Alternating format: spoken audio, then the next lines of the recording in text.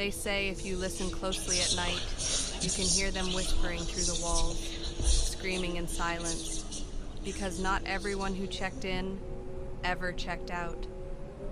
This is the true, chilling story of a boarding house that devoured its residents, and the one survivor who lived to tell what he heard in the darkness. Our story takes place in a small Indian hill town. Fog rolls in every evening, and the narrow lanes vanish in the dark. The boarding house was over 100 years old, run by the same family for generations.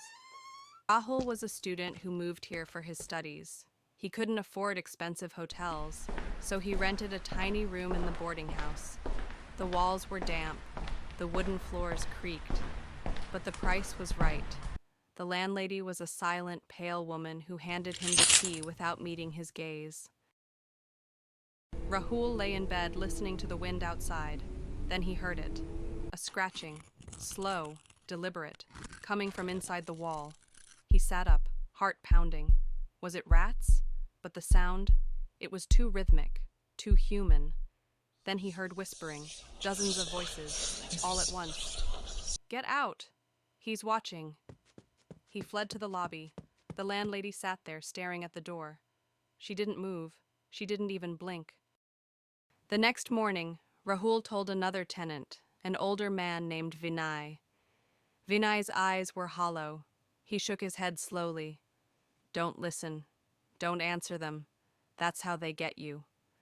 Rahul demanded an explanation, but Vinay only said, "They took my wife. She was here, and then she wasn't." That night, Vinay packed up and left forever. Rahul went to the local library.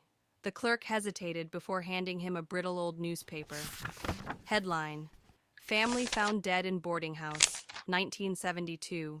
The entire family. Murder-suicide. Blood scrawled on the walls. He will feed. Over the years, others disappeared. No investigations, no answers. Locals whispered the boarding house was cursed, that something lived inside it, fed by the souls of the lost. On the third night, Rahul tried to leave, but the door wouldn't open, no matter how hard he pulled. The landlady stood behind him. "You can't leave," she rasped. "He's hungry." He turned. Her eyes were black pits. Blood leaked from her mouth. The walls around them pulsed, like living flesh. Rahul screamed and ran upstairs. The corridors twisted impossibly like a maze. Doors slammed shut by themselves. He heard the voices louder than ever. "Stay with us! Feed him!" But he saw a window. Without thinking, he hurled himself through it. Glass shattered. He landed hard on the street, bleeding and gasping. When he turned back, the house was gone. Only fog. An empty street. No sign it had ever existed. Rahul survived. He moved far away, but he says even now, some nights he hears them, whispering from the walls, calling him home. If you dare to hear more true chilling stories, subscribe to Whisper After Night. Sleep well, if you can.